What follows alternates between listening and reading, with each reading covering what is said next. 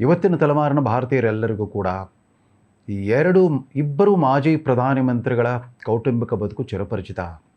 ಒಂದು ಶ್ರೀಮತಿ ಇಂದಿರಾ ಗಾಂಧಿ, ರಾಜೀವ್ ಗಾಂಧಿಯವರ ಕುಟುಂಬ, ಅಂದರೆ ಶ್ರೀಮತಿ ಸೋನಿಯಾ ಗಾಂಧಿಯವರ ಪರಿವಾರ. ಮತ್ತೊಂದು ಕಡೆ ನಮ್ಮವರೇ ಆದ ಮಣ್ಣಿನ ಮಗ ದೇವೇಗೌಡರ ಪರಿವಾರ. ಮೊನ್ನೆ ಮಾಜಿ ಪ್ರಧಾನಿ ದೇವೇಗೌಡರ ಶ್ರೀಮತಿ ಅವರ ಬಾಳ ಸಂಗಾತಿ ಚೆನ್ನಮ್ಮನವರು ಶಿವಾಧೀನರಾದರು. ಅವರ ಬದುಕಿನ ಪ್ರತಿಯೊಂದು ವಿವರಗಳು ಕೂಡ ತೆರೆದ ಪುಸ್ತಕದಂತಿದ್ವು. ಅವ್ರ ಮನೆ ಹತ್ರ ನಿನ್ನೆ ಅವರ ಅಂತಿಮ ದರ್ಶನಕ್ಕೆ ಹೋದವರು ಯಾರಿಗೂ ಕೂಡ ಅವ್ರಿಗೆ ತಡೆ ಹಿಡಿಲಿಕ್ಕೆ ಅಲ್ಲಿ ಯಾವ ಝೆಡ್ ಕ್ಯಾಟಗರಿ SPG ಕಮ್ಯಾಂಡೋಗಳು ಇರಲಿಲ್ಲ, ಯಾರೂ ಇರಲಿಲ್ಲ. ಯಾರೂ ನಮ್ಮವರೇ, ನಮ್ಮ ಕುಟುಂಬದ ಹಿರಿಯರೊಬ್ಬರು ನಮ್ಮನ್ನು ಅಗಲಿದ್ದಾರೆ ಅನ್ನೋ ವಾತಾವರಣ ಇತ್ತೇ ಹೊರತು ಅಲ್ಲಿ ಯಾವ ಬಂದೋಬಸ್ತು ಇರಲಿಲ್ಲ. ಅಷ್ಟರ ಮಟ್ಟಿಗೆ ಜನರ ಮಧ್ಯದಲ್ಲೇ ಬಾಳೆ ಬದುಕಿದ್ದಾರೆ ದೇವೇಗೌಡರು, ಅವರ ಪತ್ನಿ, ಅವರ ಮಕ್ಕಳು, ಅವರ ಇತರ ಎಲ್ಲ ಸಂಬಂಧಿಕರು ಕೂಡ. ಅವರ ಸಾರ್ವಜನಿಕ ಬದುಕು ಒಂದು ತೆರೆದ ಪುಸ್ತಕ. ಅವರ ಸೋಲು ಗೆಲುವು, ಹಲವು ಅತ್ಯಂತ ಅಭಾಸಕರ ಪ್ರಸಂಗದಿಂದಾಗಿ ಅನುಭವಿಸಬೇಕಾದಂಥ ಮುಜುಗರ ಎಲ್ಲವೂ, ಅವರ ಸಂತೋಷದ ಹೊನಲು, ಅವರ ಮುಗುಳ್ನಗೆ ಮತ್ತು ಅವರ ದುಃಖ ಎಲ್ಲವೂ ಕೂಡ ತೆರೆದ ಪುಸ್ತಕದಂತಿದೆ.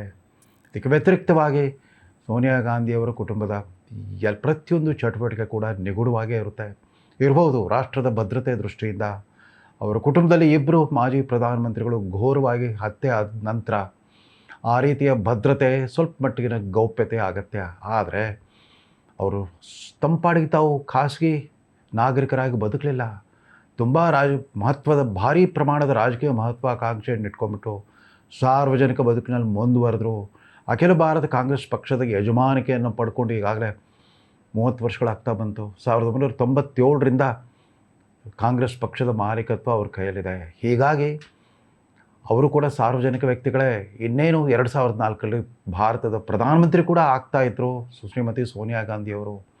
ಅವರ ಇಟಲಿ ಮೂಲ ಮುಂಚೂಣಿಗೆ ಬಂದಿದ್ದರಿಂದ ವಿವಾದ ಏಳೋ ಸಾಧ್ಯತೆ ಇದ್ದರಿಂದ ಬಿಟ್ಟುಕೊಟ್ರು. ಆದರೆ ಮನಮೋಹನ್ ಸಿಂಗ್ ನೇತೃತ್ವ UPA ಸರ್ಕಾರ ಇದ್ದಾಗಲೂ ಕೂಡ ಯಜಮಾನಿಕೆ ಸೋನಿಯಾ ಗಾಂಧಿಯವರದ್ದೇ ಅನ್ನೋ ಭಾವನೆ ರಾಷ್ಟ್ರ ಜನರಲ್ಲಿ ಮನೆ ಮಾಡಿತ್ತಷ್ಟೇ ಅಲ್ಲ, ಇವತ್ತಿಗೂ ಕೂಡ ಕಾಂಗ್ರೆಸ್ಸಿಗರ ವರ್ತನೆ ನೋಡಿದಾಗ 10 ವರ್ಷಗಳು UPA ಸರ್ಕಾರದಲ್ಲಿ ಮಾಡಿದ್ದರ ಶ್ರೇಯಸ್ ಎಲ್ಲವನ್ನೂ ಕೂಡ ಸೋನಿಯಾ ಗಾಂಧಿಯವ್ರಿಗೆ ಕಟ್ತಾರೆ, ಅವ್ರ ತಲೆಗೆ ಕಟ್ತಾರೆ.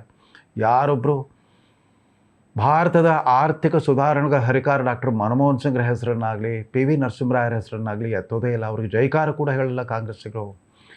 ಹೀಗಾಗಿ ಇಷ್ಟರ ಮಟ್ಟಿಗೆ ಸಾರ್ವಜನಿಕ ಬದುಕಿನಲ್ಲಿ ತೊಡಗಿಸ್ಕೊಂಡ ಮೇಲೆ ಸ್ವಲ್ಪ ಮಟ್ಟಿಗೆ ನಿಮ್ಮ ಖಾಸಗಿತನದ ಹಕ್ಕನ್ನು ಬಿಟ್ಕೊಡಲೇಬೇಕಾಗುತ್ತೆ. ಸುಪ್ರೀಂ ಕೋರ್ಟಲ್ಲಿ ಆಗಾಗ್ಗೆ ಖಾಸಗಿತನದ ಹಕ್ಕು, ರೈಟ್ ಟು ಪ್ರೈವಸಿ ಅನ್ನೋ ವಿಷಯದ ಬಗ್ಗೆ ಚರ್ಚೆ ಆಗಿದೆ. ಅದು ಕೂಡ ಮೂಲಭೂತ ಹಕ್ಕು ನಿಜ. ಎಷ್ಟರ ಮಟ್ಟಿಗೆ ಅದು ಇವತ್ತಂತೂ ಪ್ರಧಾನಮಂತ್ರಿ ಅವರಿಗೆ ಪರ್ಯಾಯವಾದ ಪೀಠದಲ್ಲಿ ರಾಹುಲ್ ಗಾಂಧಿಯವರು ಕೂತಿದ್ದಾರೆ. ಲೋಕಸಭೆಯಲ್ಲಿ ವಿರೋಧ ಪಕ್ಷದ ನಾಯಕ ಅಂತಂದರೆ ಆತ ಛಾಯಾ ಪ್ರಧಾನಮಂತ್ರಿ, ಶಾಡೋ ಪ್ರೈಮ್ ಮಿನಿಸ್ಟರ್. ಪ್ರಧಾನಮಂತ್ರಿ ನರೇಂದ್ರ ಮೋದಿಯವರ ಬದುಕು ಎಷ್ಟರ ಮಟ್ಟಿಗೆ ಸಾರ್ವಜನಿಕವಾಗಿದೆಯೋ, ಬೆಳಗ್ಗೆಯಿಂದ ಸಂಜೆವರೆಗೂ ನಮ್ಗೆ ಗೊತ್ತಿರುತ್ತೆ. ಅವರು ದೇಶದಲ್ಲಿದ್ದಾರೋ ವಿದೇಶದಲ್ಲಿದ್ದಾರೋ, ಸಾರ್ವಜನಿಕ ಸಭೆಯಲ್ಲಿದ್ದಾರೋ, ಕ್ಯಾಬಿನೆಟ್ ಸಭೆಯಲ್ಲಿ ಸಚಿವ ಸಂಪುಟದ ಸಭೆ ನಡೆಸ್ತಾ ಇದ್ದಾರೋ, ಅಥವಾ ಅಧಿಕಾರಿಗಳ ಜೊತೆಗೆ ವಿಚಾರ ವಿನಿಮಯ ಮಾಡ್ತಿದ್ದಾರೋ, ಅಥವಾ ದಿಲ್ಲಿಯಲ್ಲಿರೋ ಭಾರತೀಯ ಜನತಾ ಪಕ್ಷದ ಕಚೇರಿಯಲ್ಲಿ ಹೋಗಿ ಮಾತುಕತೆ ನಡೆಸೋದ್ರು ಎಲ್ಲವೂ ಗೊತ್ತಿರುತ್ತೆ. ಅವರು ವಿದೇಶದಲ್ಲಿದ್ದಾಗಲೂ ಅಷ್ಟೇ, ಅವರು ವಿಮಾನದಿಂದ ಇಳಿದ ಕ್ಷಣದಿಂದ ಮತ್ತೆ ವಿಮಾನವೇ ಇರುವವ್ರ ಬದಲು ಅಲ್ಲಿವರೆಗೂ ಕೂಡ ನರೇಂದ್ರ ಮೋದಿಯವರ ಪ್ರತಿಯೊಂದು ಚಲನವಲನ ರಾಷ್ಟ್ರ ಜನತೆ ಎದುರಿಗೆ ಎದ್ದು ಕಾಣ್ತಾ ಇರುತ್ತೆ. ರಾಹುಲ್ ಗಾಂಧಿಯವ್ರದ್ದು ಹಾಗಲ್ಲ. ಅವರು ಯಾವತ್ತು ವಿದೇಶಕ್ಕೆ ಹೊರಡ್ತಾರೆ, ಯಾವ ದೇಶಕ್ಕೆ ಹೋಗ್ತಾರೆ ಯಾರಿಗೂ ಗೊತ್ತಿರಲ್ಲ, ಎಷ್ಟು ದಿನ ಇರ್ತಾರೆ ಅಂತ ಗೊತ್ತಿರಲ್ಲ, ಯಾವಾಗ ಮರಳಿ ಬರ್ತಾರೆ ಅಂತ ಗೊತ್ತಿರೋದಿಲ್ಲ. ಇವೆಲ್ಲದರ ಈ ನಿಗೂಢತೆ, ಈ ರಹಸ್ಯಮಯ ಓಡಾಟ ಎಲ್ಲವಕ್ಕೂ ಮೊದಲ ಬಾರಿಗೆ ಒಂದು ಛಲಕ್ ನಿನ್ನೆ ಸಂಜೆ ವ್ಯಕ್ತವಾಗಿದೆ. ಸಾಮಾಜಿಕ ಜಾಲತಾಣದಲ್ಲಿ ಶಿಶಿರ್ ವಿಘ್ನೇಶ್ ಈಗಾಗಲೇ ರಾಹುಲ್ ಗಾಂಧಿಯವರ ವಿರುದ್ಧ 2 ಪ್ರಮುಖ ಪ್ರಕರಣಗಳಲ್ಲಿ ದೂರುದಾರರಾಗಿರೋ ಶಿಶಿರ್ ವಿಘ್ನೇಶ್, ಒಂದು ರಾಹುಲ್ ಗಾಂಧಿಯವರ ದ್ವಿಪೌರತ್ವ ಕುರಿತ ಪ್ರಶ್ನೆ. ಅದು ಬಹುಶಃ ರಾಹುಲ್ ಗಾಂಧಿಯವರು SIR ವಿರುದ್ಧ ನಡೆಸಿರೋ ಅಭಿಯಾನಕ್ಕೆ ಅದೇ ಕಾರಣ ಅಂತ ಎಲ್ಲರೂ ಅನುಮಾನ ಪಡೋ ಹಾಗಾಗಿದೆ. ಅದು ಒಂದು ಕಡೆ ಇದ್ದರೆ, ಮತ್ತೊಂದು ಮೇ 12ರಂದೇ ಅಲಹಾಬಾದ್ ಹೈಕೋರ್ಟ್ನ ಲಕ್ನೋ ಡಿವಿಷನ್ ಬೆಂಚಿನ ಎದುರು ವಿಚಾರಣೆಗೆ ಬಂದಿದ್ದ ಅವರ ಡಿಸ್ಪ್ರಪೋರ್ಷನೇಟ್ ಅಸೆಟ್ ಕೇಸ್, ಅವರ ಅಗಾಧ ಅಕ್ರಮ ಆಸ್ತಿ ಗಳಿಕೆ ಪ್ರಕರಣ, ಅದಕ್ಕೆ ಸಂಬಂಧಪಟ್ಟಂತೆ ಅಂದರೆ ಕ್ರಿಮಿನಲ್ ಲೀವ್ ಪಿಟಿಷನ್ ನಂಬರ್ 4180/2026 ಅದರ ವಿಚಾರಣೆ ಇವತ್ತು ಮಧ್ಯಾಹ್ನ 2:15 ಅಲಹಾಬಾದ್ ಹೈಕೋರ್ಟ್ನ ಲಕ್ನೋ ಬೆಂಚ್ನ ಡಿವಿಷನ್ ಬೆಂಚಿನ ಎದುರು ಇವತ್ತು ಮತ್ತೆ ವಿಚಾರಣೆಗೆ ಬರ್ತಾ ಇದೆ. ಅವತ್ತು 12ನೇ ತಾರೀಕು ವಿಚಾರಣೆ ನಡೆಸಿದಾಗ ನ್ಯಾಯಮೂರ್ತಿಗಳು ಭಾರತ ಸರ್ಕಾರದ 10 ಇಲಾಖೆಗಳ ಪ್ರಮುಖರಿಗೆ 8 ವಾರಗಳ ಕಾಲಾವಕಾಶ ಕೊಟ್ಟಿದ್ದರು.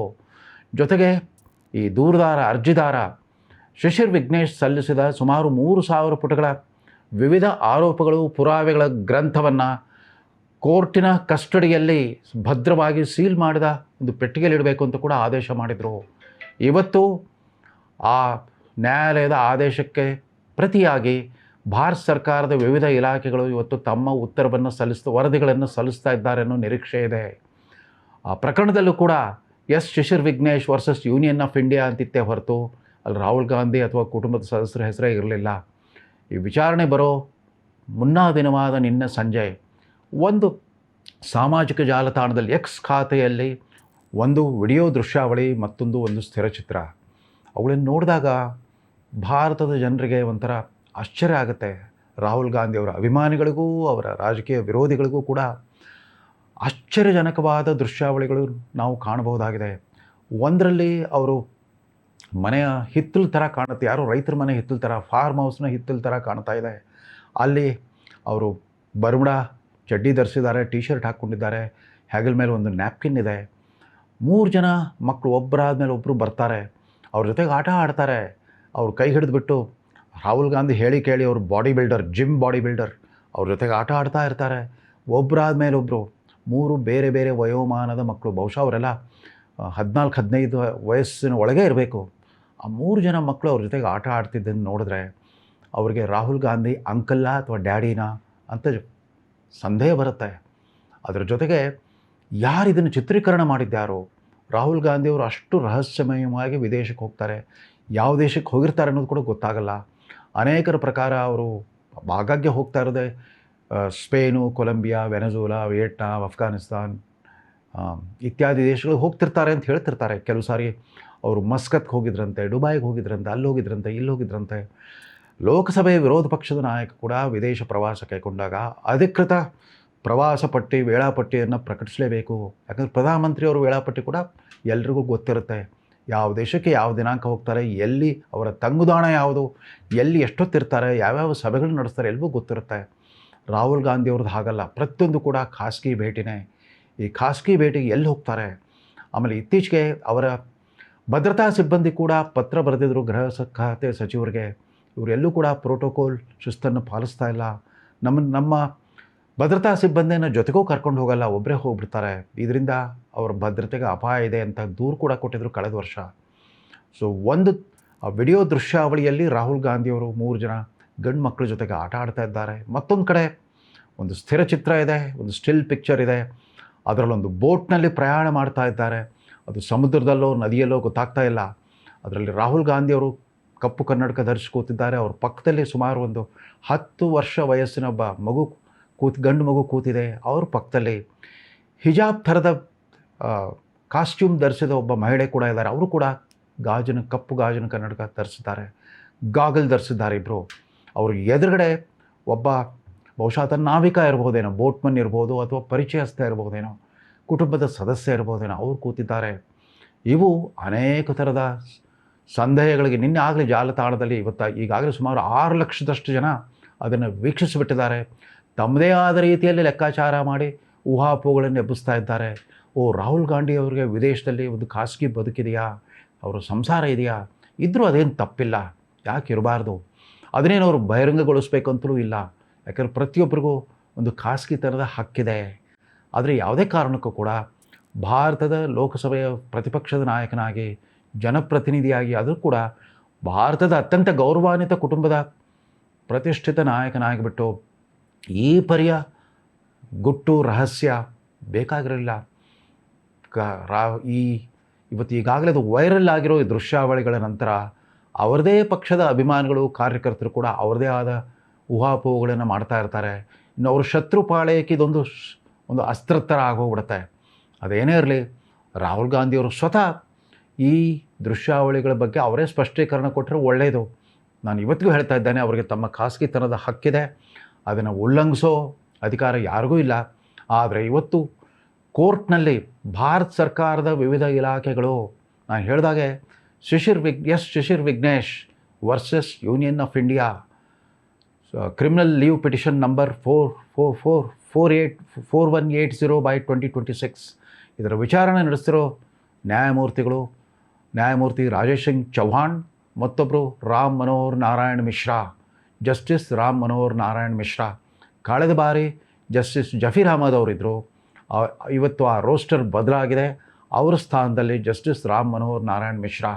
ಈ ರಾಜೇಶ್ ಸಿಂಗ್ ಚೌಹಾಣ್ ಮತ್ತು ಜಸ್ಟಿಸ್ ರಾಮ್ ನಾರಾಯಣ್ ಮನೋಹರ್ ಮಿಶ್ರಾ ಅವರ ಚೇಂಬರ್ನಲ್ಲಿ ಇನ್ ಕ್ಯಾಮ್ರಾ ವಿಚಾರಣೆ ನಡೀತಾ ಇದೆ. ಇಡೀ ಪ್ರಕರಣದ ಗಂಭೀರತೆ ಮತ್ತು ಸೂಕ್ಷ್ಮತೆಯನ್ನು ಅವಲೋಕಿಸ್ಬಿಟ್ಟು ಅದನ್ನು ರಹಸ್ಯ ಚೇಂಬರ್ನಲ್ಲೇ ವಿಚಾರಣೆ ನಡೆಸ್ತಾ ಇದ್ದಾರೆ. ಇದರಲ್ಲಿ ಪ್ರತಿವಾದಿಗಳು ಯಾರು ಅಂತಂದರೆ CBIನ ಡೈರೆಕ್ಟರು, ಇನ್ಕಮ್ ಟ್ಯಾಕ್ಸ್ ಇಲಾಖೆಯ ನಿರ್ದೇಶಕರು, ಮಹಾನಿರ್ದೇಶಕರು, ಕೇಂದ್ರ ಸರ್ಕಾರದ ಹಣಕಾಸು ಇಲಾಖೆಯ ಕಾರ್ಯದರ್ಶಿಗಳು, ಕೇಂದ್ರ ಸರ್ಕಾರದ ಕಾರ್ಪೊರೇಟ್ ವ್ಯವಹಾರಗಳ ಇಲಾಖೆಯ ಕಾರ್ಯದರ್ಶಿಗಳು, ಕೇಂದ್ರ ಸರ್ಕಾರದ ಸಿಬ್ಬಂದಿ ಮತ್ತು ತರಬೇತಿ ಇಲಾಖೆಯ ಕಾರ್ಯದರ್ಶಿಗಳು, ಸೀರಿಯಸ್ ಫ್ರಾಡ್ ಇನ್ವೆಸ್ಟಿಗೇಷನ್ ಆರ್ಗನೈಸೇಷನ್ನ ನಿರ್ದೇಶಕರು, ಹೀಗೆ ಆರ್ಥಿಕ ವ್ಯವಹಾರಗಳಿಗೆ ಸಂಬಂಧಪಟ್ಟ 10 ಇಲಾಖೆಗಳ ಮುಖ್ಯಸ್ಥರು ಇವತ್ತು ಕೋರ್ಟು ವಿಧಿಸಿದ್ದ ಗಡುವು ತೀರ್ತಾ ಇರೋದ್ರಿಂದ ತಮ್ಮ ವರದಿಯನ್ನು ಸಲ್ಲಿಸ್ತಾ ಇದ್ದಾರೆ. ಆ ವರದಿಗಳೇನಾದರೂ ಈ ಅರ್ಜಿದಾರ ಶಿಶಿರ್ ವಿಘ್ನೇಶ್ ಮಾಡಿರೋ ಆರೋಪಗಳನ್ನು ಸ್ಥಿರೀಕರಿಸೋ ಹಾಗಾದರೆ ರಾಷ್ಟ್ರದ ರಾಜಕಾರಣದ ಚಿತ್ರಣವೇ ಬದಲಾಗಲಿದೆ. ರಾಹುಲ್ ಗಾಂಧಿಯವರ ವರ್ತಮಾನದ ರಾಜಕಾರಣದ ದಿಕ್ಕು ಕೂಡ ಬದಲಾಗೋ ಸಾಧ್ಯತೆ ಇದೆ. ಕಾಂಗ್ರೆಸ್ ಪಕ್ಷದ ಅಸ್ತಿತ್ವದ ಪ್ರಶ್ನೆ ಮತ್ತು ಸೋನಿಯಾ ಗಾಂಧಿ ಕುಟುಂಬದ ಗೌರವ ಮತ್ತು ಮರ್ಯಾದೆಗಳ ಪ್ರಶ್ನೆ. ಇದುವರೆಗೂ ಲಭ್ಯವಿರುವ ಮಾಹಿತಿಯ ಪ್ರಕಾರ ರಾಹುಲ್ ಗಾಂಧಿಯವರ ವಿದೇಶಿ ಬದುಕಿನ ಒಂದು ವಿಸ್ಮಯ ಲೋಕ. ನಮಸ್ಕಾರ.